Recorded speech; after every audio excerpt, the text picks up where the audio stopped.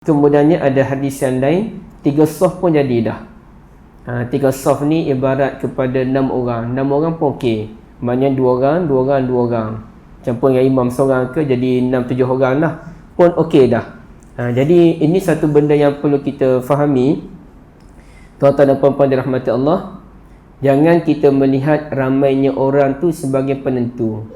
Sebab risau juga kita apabila sebahagian orang kan bila dia meninggal ramai orang doakan dia, kemudiannya jadi buah mulut orang duduk bercerita.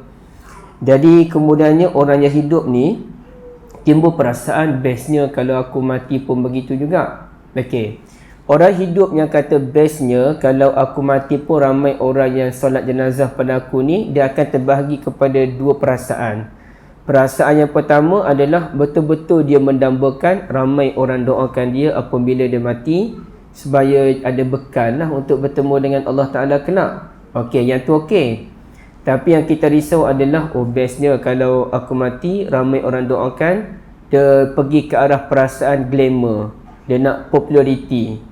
Kalau ramai doakan aku, glamour lah aku kan, padahal dah mati dah tu. Tapi kita jadi fikir begitu. Bestnya, popularnya, ramai doakan.